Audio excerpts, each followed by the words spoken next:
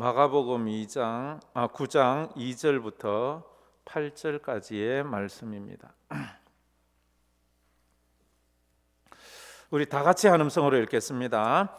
엿새 후에 예수께서 베드로와 야고보와 요한을 데리시고 따로 높은 산에 올라가셨더니 그들 앞에서 변형되사 그 옷이 광채가 나며 세상에서 빨래하는 자가 그렇게 희게 할 수 없을 만큼 매우 희어졌더라. 이에 엘리야가 모세와 함께 그들에게 나타나 예수와 더불어 말하거늘 베드로가 예수께 고하되 랍비여 우리가 여기 있는 것이 좋사오니 우리가 초막 셋을 짓되 하나는 주를 위하여 하나는 모세를 위하여 하나는 엘리야를 위하여 하사이다 하니 이는 그들이 몹시 무서워하므로 그가 무슨 말을 할지 알지 못함이더라. 마침 구름이 와서 그들을 덮으며 구름 속에서 소리가 나되 이는 내 사랑하는 아들이니 너희는 그의 말을 들으라 하는지라. 문득 둘러보니 아무도 보이지 아니하고 오직 예수와 자기들 뿐이었더라. 아멘. 마가복음 주제는 하나님의 아들 예수 그리스도입니다. 마가복음 1장 1절이 그거지요. 마가복음 전반부는 그러니까 1장부터 시작한 것이 8장 이제 끝부분 가이사랴 빌립보 지방에서 베드로가 예수님에 대한 신앙 고백을 하는 그 때까지가 마가복음의 전반부입니다. 마가복음의 전반부는 예수님의 사역의 전반부이기도 하죠. 예수님의 사역의 전반부는 예수님이 누구냐에 대해서 집중적으로 가르치셨습니다. 예수님이 누구냐? 다시 말해 예수님의 신분에 대해서 예수님은 가르쳤습니다. 그래서 그들이 가르친 대로 이 예수님이 그리스도가 하나님의 아들이시다. 예수님이 누구냐에 대해서 베드로가 그렇게 고백을 했습니다. 그러고 난 다음 이제 이 가이사랴 빌립보 지역에서부터 예수님께서 십자가에 고난 받으시고 죽음에서 살아나실 것을 그제서야 이제 예언하시거든요. 그러면서 마지막까지는 하반부인데 이 마가복음 하반부에서 가르치는 것은 한마디로 말하면 예수님의 사역에 대해서 이야기를 합니다. 예수님이 무슨 일을 하시는 분이냐? 예수님의 사역이 뭔가 하면 십자가입니다. 예수님이 이 땅에 오신 목적은 병 고쳐주기 위해서 온 게 아닙니다. 배고픈 사람 밥 주려고 온 것도 아닙니다. 예수님이 이 땅에 오신 것은 죄인을 구원하러 오셨기 때문입니다. 죄인을 구원하는 길은 밥 준다고 죄인이 의인 되는 거 아닙니다. 병 고친다고 죄인이 의인 되는 게 아닙니다. 십자가의 보혈을 흘려야 합니다. 그리고 십자가의 예수를 믿어야 합니다. 예수님이 죽고 부활해야지만 그 주님이 진정한 우리에게 구원을 주시는 분입니다. 그런데 이 전반부와 후반부, 전반부는 예수님의 신분, 후반부는 예수님의 사역. 전반부에 대해서는 제자들이 믿는 게 그것도 쉽지 않았지만 그렇게 믿었습니다. 예수님이 하나님의 아들이고 메시아입니다. 믿을 수 있었어요. 그런데 후반부는 그들이 그걸 받아들일 수가 없었어요. 전반부에서 내가 하나님이 보낸 메시아 구원주고 내가 너희들을 구원하러 왔다 이러니까 사람들이 막 박수를 치고 좋아요. 우리에게 먹을 것도 주시고 우리 병도 고쳐주시고 우리를 억압에서 해방시켜 주실 그 구세주시군요. 이제 예루살렘에 올라가서 당신이 왕이 되십시오. 그러면 우리는 당신의 신하로서 이 나라를 잘 다스리겠습니다. 자기들은 지금 예수님의 신분을 듣고는 예수님이 왕이 될 줄 알았어요. 자기들을 구원하러 오신 메시아라 하니까. 근데 예수님께서 아니 그거 아니야. 나는 그리스도고 나는 하나님의 아들인 것은 맞는데 너희들이 생각하듯이 왕이 되려고 온 것이 아니야. 난 십자가에 죽으러 왔어. 제자들은 이해할 수가 없었어요. 지금 무슨 말 하세요 예수님? 정신 차리세요 예수님. 지금 무슨 그런 말을 하세요? 지금 그 얘기를 하고 있는 거 아닙니까? 제자들이 기대한 메시아는 경제적 메시아, 정치적 메시아, 군사적 메시아, 기복적 메시아를 원했기 때문입니다. 여러분들이 예수님을 따르는 이유가 뭡니까? 예수님이 하나님의 아들이라는 것을 동의하는 데는 그렇게 어렵지 않습니다. 예, 하나님의 아들이시지요. 예수님이 그 신분에 대해서는 다 믿는데 예수님의 사역에 대해서는 우리가 동의하지 못할 때가 있어요. 십자가 지래요. 너도 십자가 지고 날 따라오래. 아니 예수님 잘 가다가 왜 그런 말씀하세요? 잘 가다가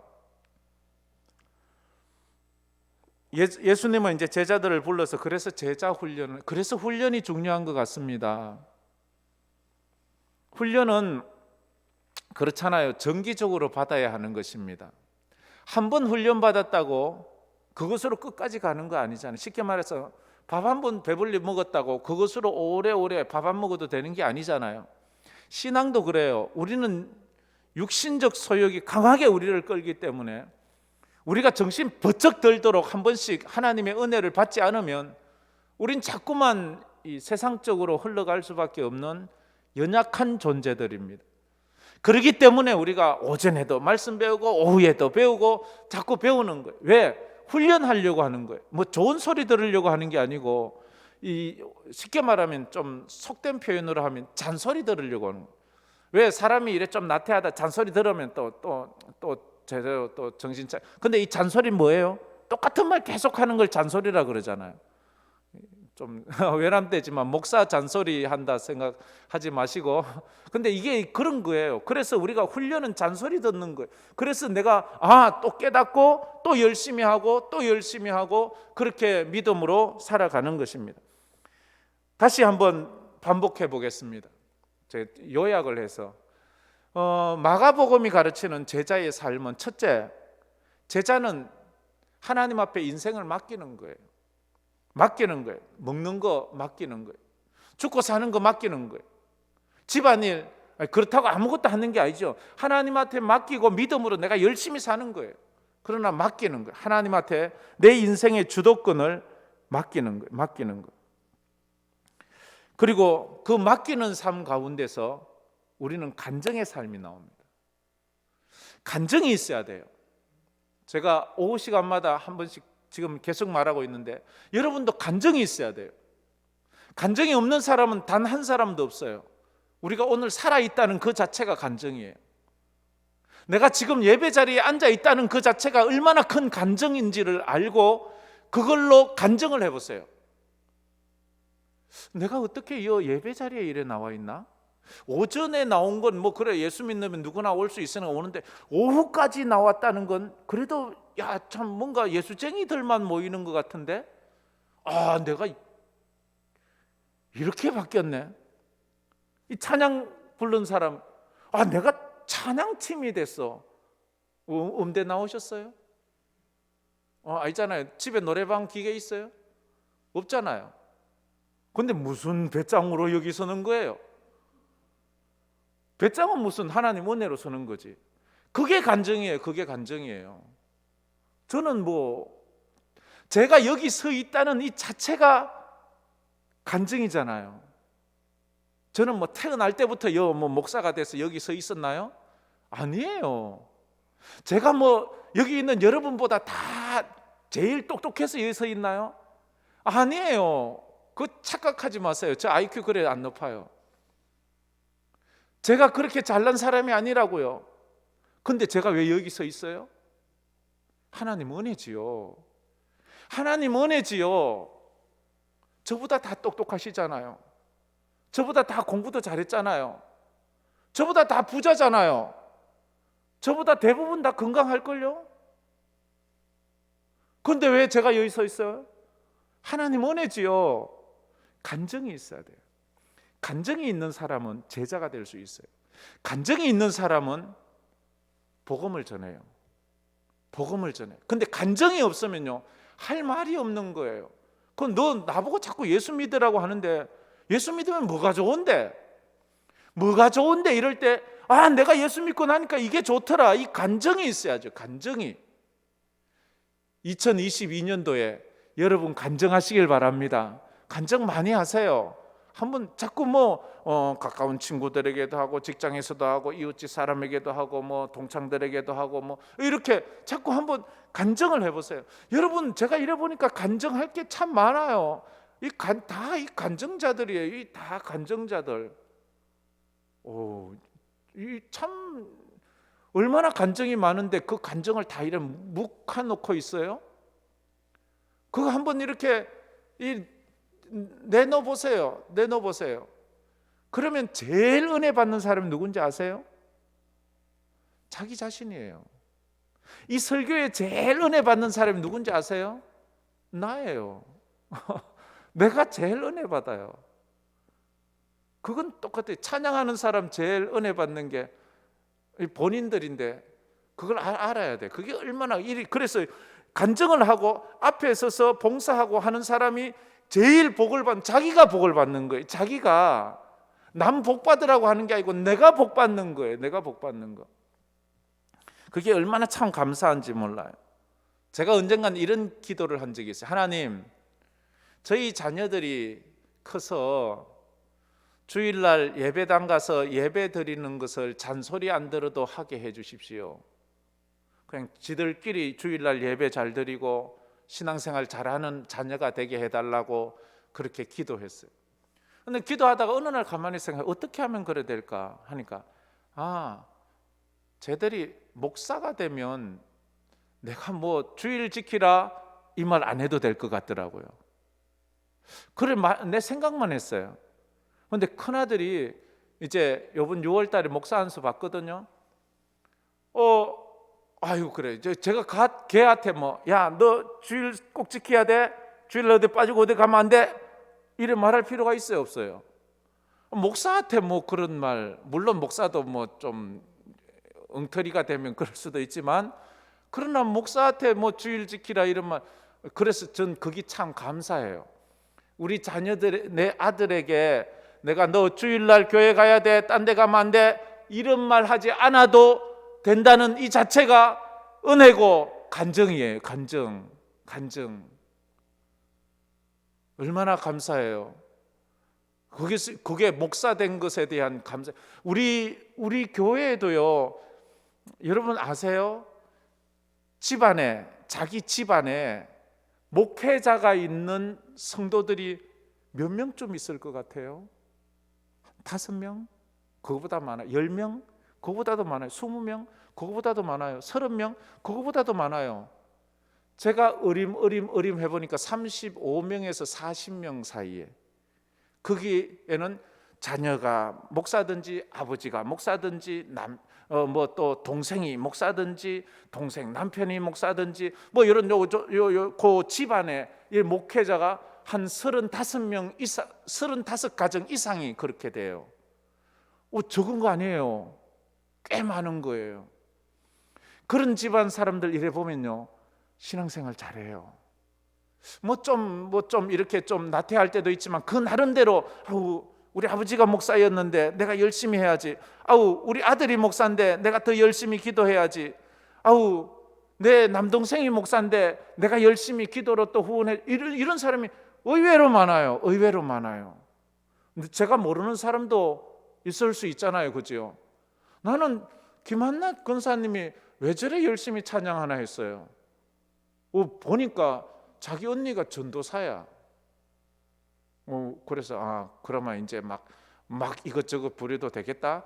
그건 아니잖아요, 또, 그죠? 그건 자기 믿음으로 하는 거니까. 간증이 있으란 말이에요. 간증이 있자면요, 간증이 있으려면 어떻게 해야 되는가 하면 열려야 돼요. 귀가 열리고 눈이 열리고 입이 열려야 돼요. 에바다 열려야 해요. 열리지 않으면 깨닫지 못하니까요. 들어도 무슨 말인지 모르고 봐도 뭔지도 모르고, 그래서 열린 사람은요, 예배 때도 은혜를 받아요. 근데 열리지 않은 사람은 별로 은혜가 안 돼요. 왜냐하면 무슨 말인지 잘 모르겠거든요. 열린 사람은요, 이제 간증할 능력이 있는 사람은요, 영적 눈이 열리면 더 이상 잔소리하지 않아도 돼요. 더 이상 설명하지 않아도 성경을 믿고 예수를 믿고 천국을 믿어요. 더 이상 강요하지 않아도 섬기고 헌신해요. 열리지 않은 사람은 아무리 부탁을 하고 아무리 설명을 하고 아무리 당부를 해도 관계가 없어요. 난 관심 없어요. 근데 열려서 간증이 있는 사람은 예수 좀 믿지요. 그 다음에 주일 성수 좀 하죠. 말할 필요 없어요. 알아서 해요. 이제 교회에서 좀 직분 좀 맡았으니까 봉사 좀 하죠. 이래 말할 필요 없어요. 그냥 저절로 해요. 그 사람은 딱 보고 이거 해야 된다 하면 해요. 또 누가 부탁하면 해요. 주저하지 않고 해요. 이게 은혜 받은 사람, 열린 사람, 간정이 있는 사람, 이 사람이 누구예요? 제자예요. 제자. 이런 사람이 제자예요. 제자. 이제 예수님께서 너희는 나를 누구라고 하느냐, 오늘 이 말을 이해해야지 그 다음 오늘 본문이 이해돼요. 너희는 나를 누구라고 하느냐, 이렇게 예수님이 베드로에게 물었어요. 베드로가 뭐라고 말해요? 주는 그리스도시요 살아계신 하나님의 아들입니다. 너무 정답을 말한 거예요. 예수님이 너무 기분이 좋아요. 바요나 시몬아, 네가 참 복이 있다. 너에게 이걸 알게 한 이는 이 세상 사람이 아니고 하늘에 계신 우리 아버지께서 이걸 너에게 알게 했구나. 이렇게 막 칭찬하니까 이 베드로가 막 기분이 좋아가지고 막 코를 벌렁벌렁 하면서 막 정신을 못 차리는 거예요. 그러자 예수님께서 이제 자기가 십자가에 못 박혀 죽고 3일 만에 살아나야 하는 그 말씀을 처음으로 말씀하시는 거예요. 지금까지 한 번도 말 안 했어요. 처음으로 자기가 십자가에 죽고 다시 살아나야 할 것을 예언하니까 갑자기 베드로의 안색이 싹 가면서 예수님을 꾸중하는 거예요. 예수님 무슨 그런 말씀을 하십니까? 예수님이 죽긴 왜 죽어요? 예수님이 죽으면 안 되지요. 예수님 죽으면 나 지금 예수님 믿고 따라왔는데 내 인생 후회되라고요. 예수님 죽으면 안 돼요. 내가 예수님 안 죽게 내가 다 맡겠어요. 내가 목숨을 바쳐서라도, 이런 말을 하는 거예요. 그때 예수님 뭐라고 말해요? 사탄아 물러가라, 이렇게 말해요. 사탄아. 왜 그랬다고 했죠? 제가 지난주에도 설명 계속 했죠. 예수님은 사탄아 물러가라는 말을 바리새인들에게 하지 않았어요. 예수님을 십자가에 못 박는 로마 군병에게도 하지 않았어요. 예수님을 은산집에 팔은 그 가룟 유다에게도 말하지 않았어요. 근데 왜 예수님 제자인 베드로에게 그런 말을 해요? 왜냐하면 바리새인들도 예수님이 메시아의 길을 가는 길에 방해하지 않았어요. 가룟 유다도 도리어 그들은 예수님이 메시아 길을 가도록 만드는, 메시아의 길은 고난의 길, 십자가의 길이잖아요. 십자가 가도록 만드는 건 예수가 메시아가 되도록 만드는 거예요. 이게 아이러니예요. 아이러니.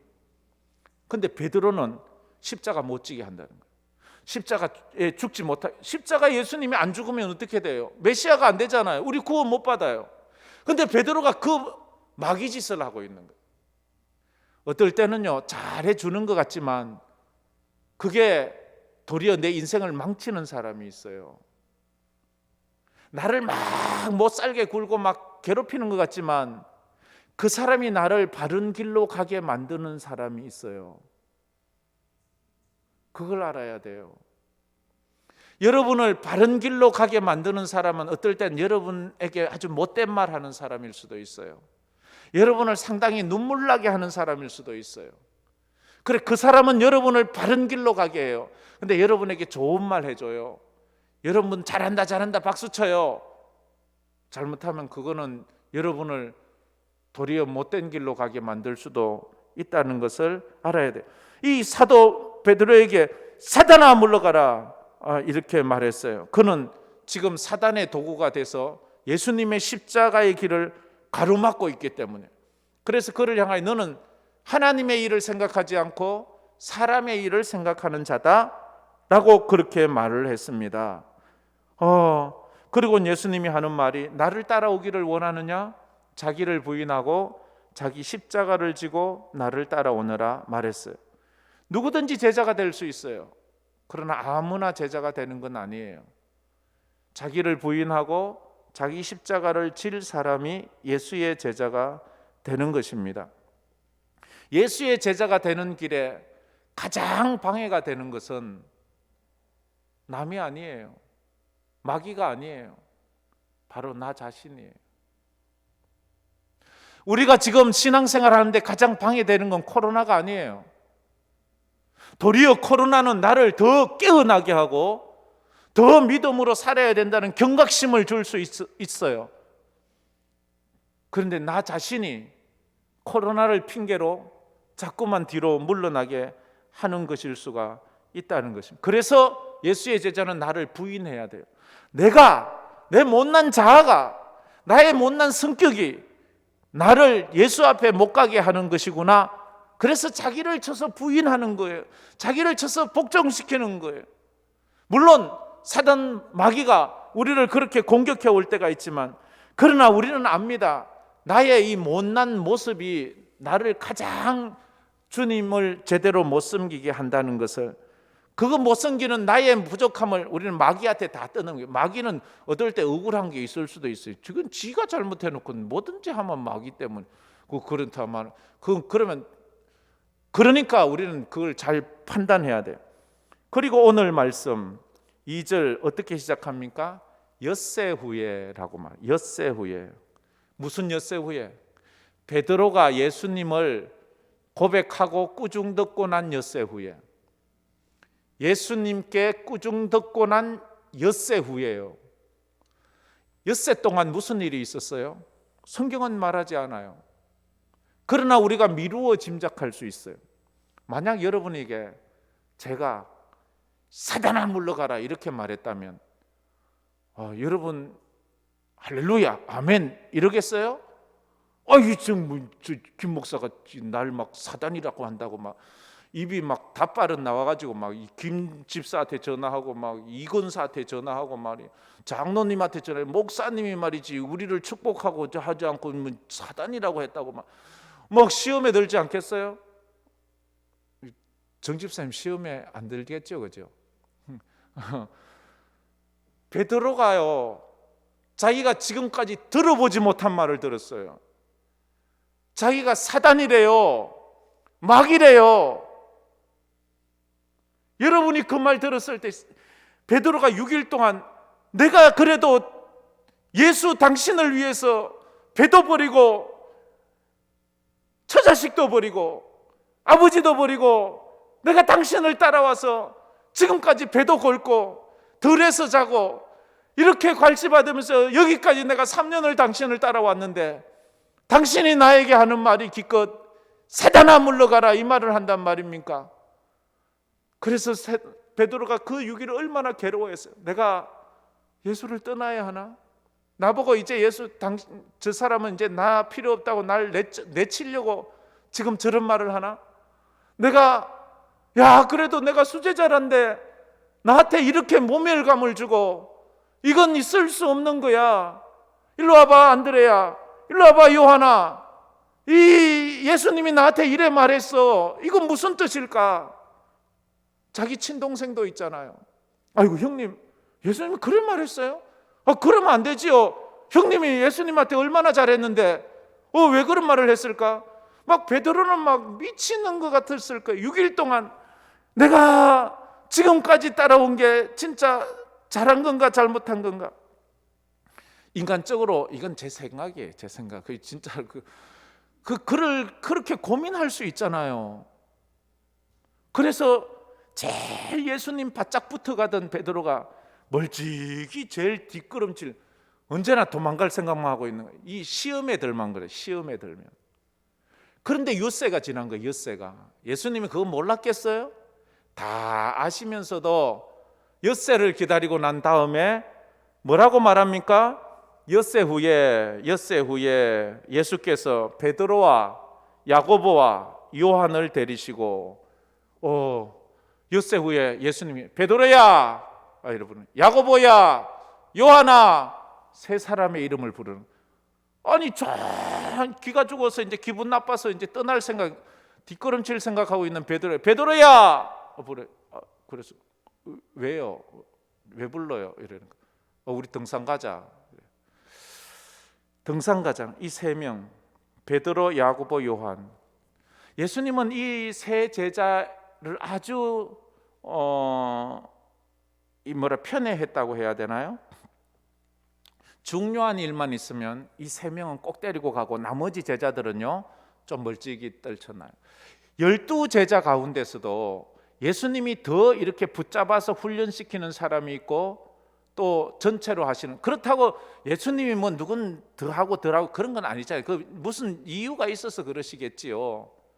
그 뭐 사역을 위해서 그럴 수도 있고 질서를 위해서 그럴 수도 있고, 교회 일을 할 때에 제가 여러분 다 불러놓고 교회 일 전체적으로 하는 경우보다는 우리 장로님들하고 이래 상의하잖아요, 그죠? 그래서 이제 또 그런 것도 하고 하듯이 예수님은 뭐 어떤 이유에서든지 베드로, 야고보, 요한을 늘 이렇게 조금 이렇게 가까이 두셨어요. 언제? 야이로의 딸이 죽었을 때에, 야이로의 딸이 있는 그 방에 들어갈 때도 베드로, 야고보, 요한만 데리고 들어가고 다른 제자들은 멀찍이 너희들은 거기 있어 이렇게 했어요. 겟세마네 동산에서 기도하실 때에 예수님은 베드로, 야고보, 요한은 데리고 가까이 가서 기도하고 다른 제자들은 멀찍이 저기서 기도하라고 그렇게 했어요. 오늘 본문 말씀에서도 변화산에 올라갈 때도 아니 12명 다 데리고 좀 변화산 올라가지 뭐 변화산이 뭐 좁은 것도 아니고 충분히 데리고 갈 수 있을 것 같은데 12명 다 안 데리고 가고 베드로, 야고보, 요한만 딱 데리고 올라가셔서 거기서 영적인 체험을 하게 해주신 거예요. 베드로가 제일 똑똑해서 그런 거 아니잖아요. 베드로가 제일 믿음이 좋아서 그런 것도 아니에요. 금방 믿음 없어 사단이라고 꾸중까지 들은 사람인데요. 뭐 오늘 여러분들이 하나님의 전에 올라와서 오후 예배까지 이렇게 주님의 부름으로 와서 예배드리는 여러분에게 오늘 변화산의 축복이 있기를 축원합니다. 할렐루야. 이건 아무나 주는 게 아니에요. 나 왜 불러요? 나 지금 기분 나쁜 거 주님 모르세요? 주님이 나한테 6일 전에 그렇게 가슴에 못을 박는 말씀을 해놓고 나 왜 불러요? 뭐 이렇게 항의했는지 모르지만 어쨌든 그렇게 베드로, 야고보, 요한이 이제 예수님을 따라서 변화산에 올라가는 거예요.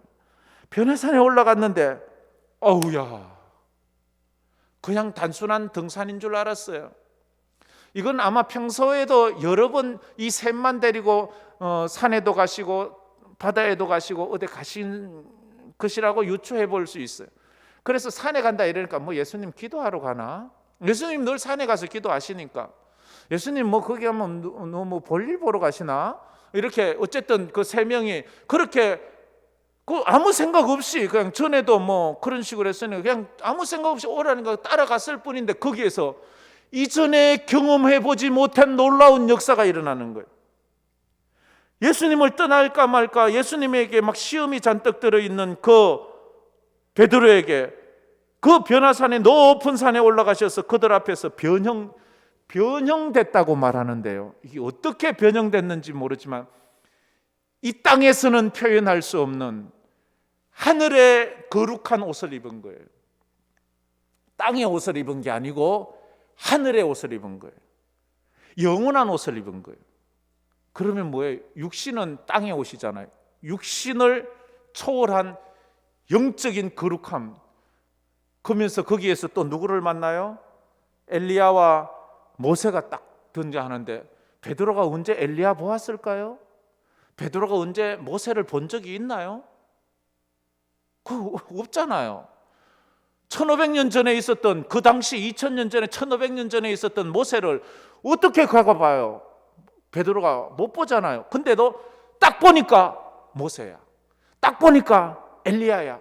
근데 예수님이 또 변형됐잖아요. 예수님의 육체적 그 몸이 아닌 영적인 거룩한 몸으로 그러니까 확 바뀌었는데 그분이 딱 보니까 예수님이야. 여러분 우리가 천국 가서 덕 보면 누군지 다 알아요.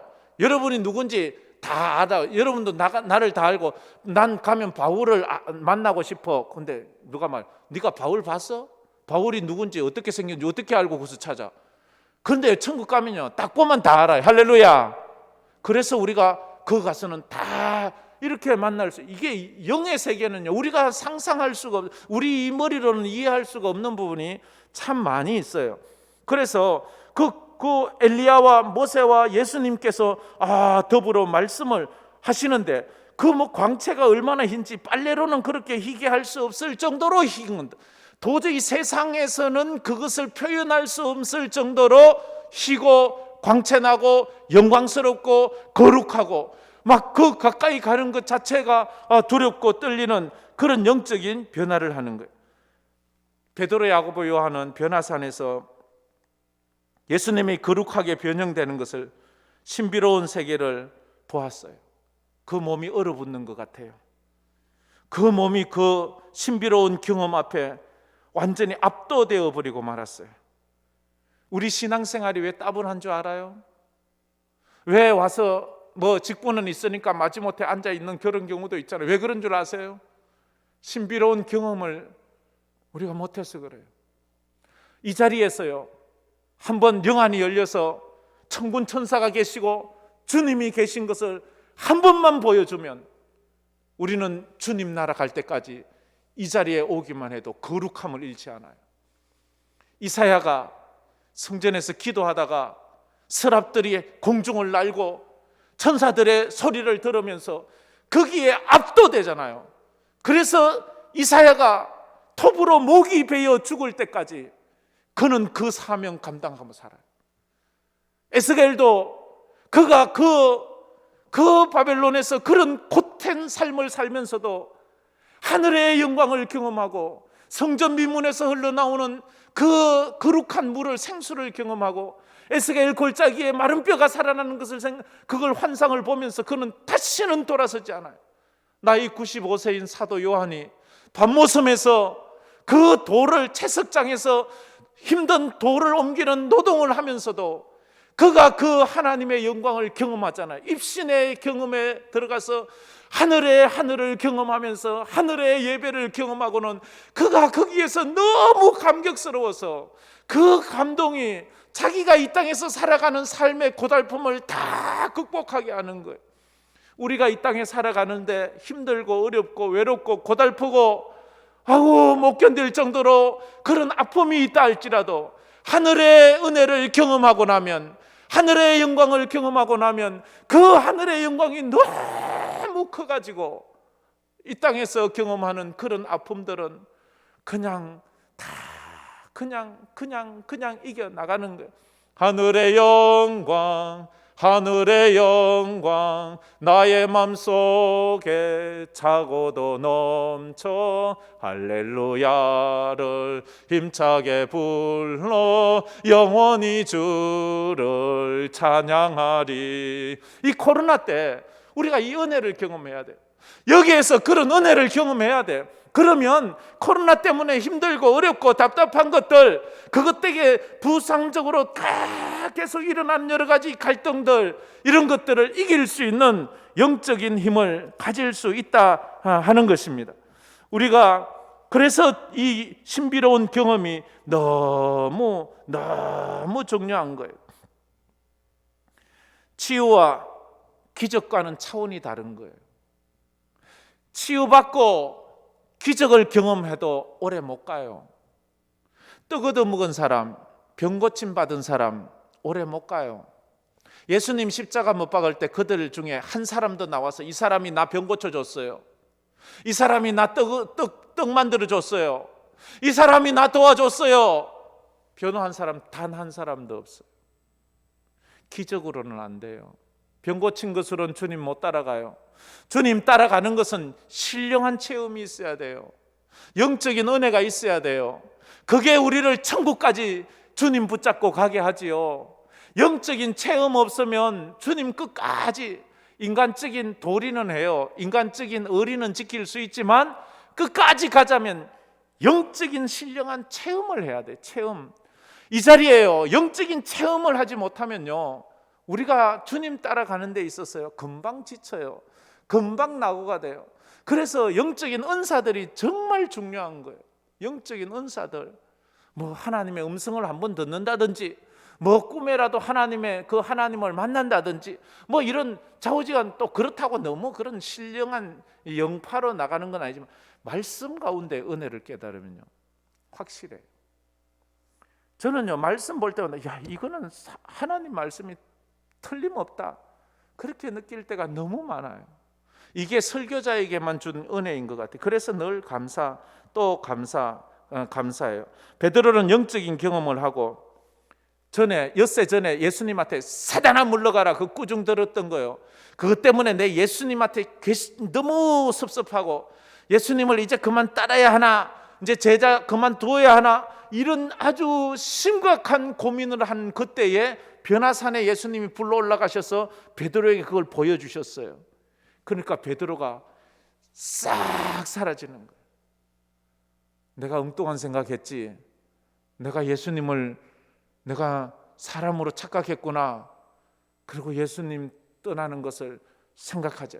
혹시 여러분 가운데 아유, 코로나 때 어려움 당하고 이러다 보면 믿음이 뒤로 쭉 미끄러진 사람이 있습니까? 주님 앞으로 쫙 붙어 바싹 가야 돼요. 그자 베드로가 하면, 예수님, 여기가 너무 좋아요. 여기가 너무 좋아서 저 내려가지 않고 여기 살래요. 제가 초막 셋을 짓고 여기 살래. 하나는 주를 위해서, 하나는 엘리야를 위해서, 하나는 모세를 위해서 그렇게 하겠어요. 나는 초막에 안 살아도 돼요. 이렇게 전에 이 엿새 전 같으면 베드로는요 분명히 뭐라고 했겠어요? 초막 4개를 짓는다고 했을 거예요. 하나는 주를, 하나는 엘리야, 하나는 모세, 하나는 나도 초막에 좀 있어야지요. 이렇게 말할 수 있는데 초막 3만 딱 짓는다고. 나는 여기가 좋게. 교회에서 은혜 받고 나면요 내려가기 싫어요. 여기서 좋거든요. 찬송 부르고 기도하고 아이고 좋겠다. 어떤 사람은 전에 저한테, 목사님은 좋겠어요. 목사님은 좋겠어요. 이러는 거 자꾸 나오면 뭐 목사님은 좋겠어요. 그래, 뭐가 그래 좋을까요? 이러니까 목사님은 맨날 예배당에 살잖아요. 맨날 예배당에 있잖아요. 늘 예수님이 제일 좋아하는 예수님하고 하나님하고, 목사님이 좋아하는 예수님 하나님하고 늘 교제하고, 늘 예배당에서 찬송 부르고 늘 예배당에 살잖아요. 늘 맨날 있으니까 좋잖아요. 나는 오고 싶어도 못 오고 일주일에 한 번밖에 못 오는데 목사님은 좋겠어요. 목사님은 좋겠어요. 처음에는 그게 좋게 들리던데 자꾸 들으니까 좀 내가 진짜 좋나? 그럼 한번 바꿔볼까? 이런 마음도 들더라고요. 그 뭐 장단점이 있지만 그 의미가 무슨 말인지 알잖아요. 그래서 베드로가 여기 있고 싶어요. 나 저 세상에 안 내려가고 싶어. 내려가면 또 뭐 복잡한 일들도 있고 난 여기가 좋을 것 같아요. 난 여기 있고 싶어요. 그렇게 말하는 것 같아요. 지금 여기가 좋습니다. 여러분, 이 황금교회가 좋습니까? 할렐루야. 이곳이 좋은 이유는 뭡니까? 목사가 좋아서 좋은 사람은 아마 없을 거예요. 우리 예수님이 좋아서 좋은 거 아니겠어요? 할렐루야. 예수님이 좋은 걸. 야, 이런 것도 우리가 자주 불러야 되는데 자주 안 부르면요 이 음이 자꾸 이상해져요. 제가 참 그렇습니다. 예. 그래서 세 제자는 완전히 넋이 나가버렸어요. 베드로, 야고보, 요한. 베드로, 야고보, 요한. 베드로가요 이제 정리하면 마지막 유언의 글을 남기는데요, 그게 베드로 후서예요. 사도 바울의 유언서는 디모데 후서고 베드로의 유언서는 베드로 후서예요. 이제 자기가 죽을 날을 앞두고 이제 초대교회 성도들에게 마지막으로 편지를 남기면서 하는 말이 베드로후서 1장 15절부터 18절에 있는데요, 마지막 남기는 유언이 내 생각 같으면 이렇잖아요. 내가 너희들 나 알지? 내가 이 땅에 태어난 사람으로서 예수님 빼고 내가 유일무이하게 바다를 거는 사람이야. 나 바다 걸었어. 이렇게 이거 자랑할 것만 하잖아요, 그죠? 나 안전병이 성전비문에 안전병이 일으킨 사람이야. 나 예수님 따라다니면서 죽은 나사로가 살아나는 것도 봤어. 이걸 유언으로 남길 법하잖아요. 이거 어마어마한 거잖아요. 그런데 그가 유언으로 남긴 건 오늘 변화산 사건이 베드로후서 1장 15절부터 18절 우리 한번 다 같이 한번 저 스크린 보고 읽어보겠습니다. 내가 힘써 너희로 하여금 내가 떠난 후에라도 요 말은 내가 떠난 후에라는 말, 내가 죽은 후에라도 어느 때나 이런 것을 생각나게 하려 하노라. 내가 죽고 나서도 너희들에게 생각나게 하는 것을 말한다는 거예요. 자, 16절 다 같이 읽겠습니다. 우리 주 예수 그리스도의 능력과 강림하심을 너희에게 알게 한 것이 교모히 만든 얘기를 따른 것이 아니요 우리는 그 크신 위엄을 친히 본 자라. 17절 지극히 큰 영광 중에 이런 소리가 그에게 나기를 이는 내 사랑하는 아들이요 내 기뻐하는 자라 하실 때에 그가 하나님 아버지께 존귀와 영광을 받으셨느니라. 18절 이 소리는 우리가 그와 함께 거룩한 산에 있을 때에 하늘로부터 난 것을 들은 것이라. 거룩한 산에, 저 변화산에 있을 때 베드로는 자기가 죽을 때에도 이 감격을 잊지 못해서 마지막 남기는 말이, 여러분들이 고난 가운데 어떻게 살아야 되는지를 아십니까? 지금 초대교회는 엄청난 고난 가운데 있거든요. 죽고 사는 문제가 달렸는데 그때 그 죽고 사는 문제, 고난 가운데 살아가는 초대교회 성도들에게 준 말씀, 내가 거룩한 산에 올라가서 만난 그분의 영광을 이야기하는데, 그분과 이야기할 때 하늘에서 구름 사이에서 소리가, 이는 내 사랑하는 아들이요 내 기뻐하는 자니 너희는 그의 말을 들으라. 그 말, 이 변화산에서 했던 이 말이 이 베드로를 평생 붙잡고 간 거예요. 베드로가 바다 위 걸은 그것으로 예수 쫓아간 거 아니에요. 안전뱅이 일으킨 거 그것으로 쫓아간 거 아니에요. 그가 죽은 나사로 살아간 거 보고 그거 따라간 거 아니라 변화산에서 예수 만난 영적인 체험, 이걸 가지고 지금까지 쫓아와서 순교의 자리까지 갔다는 것을 이야기를 하는 거예요. 그게 베드로의 가슴에 강하게 남아있는 거예요. 여러분이 지금 이 코로나 때고 현대에 갈수록 영적인 것이 소멸돼 가고, 또 부르짖어 기도하는 것도 없고 방언받는 사람도 이제 잘 없고 치유되는 것도 잘 없고, 이런 영적인 체험들이 없어져 가는 이런 시대에 우리가 영적인 체험들을 해야 돼. 그것만 하면 부탁하지 않아도 저절로 일해요. 설명하지 않아도 저절로 예배 잘 드려요. 막 당부하지 않고 막 액을 하지 않아도 하나님 잘 섬겨요. 근데 이런 체험이 없으면요, 부탁 안 하면 안 들어요. 가서 막 참 특별하게 또 좀 뭔가 알아주지 않으면요, 교회 안 섬겨요. 알아주도 않았는데 내가 왜 해? 그 사람은요, 사람 앞에 신앙생활 하는 거예요.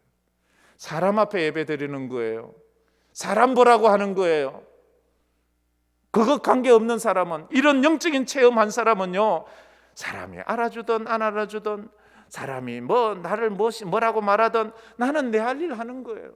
내가 하나님 섬기지 내가 딴 사람 섬기는 거 아니잖아요.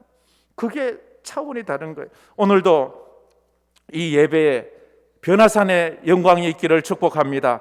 그 마음을 가지고 이 찬양 한번 불러봅시다. 태산을 넘어 험곡에 가도 빛 가운데로 걸어가면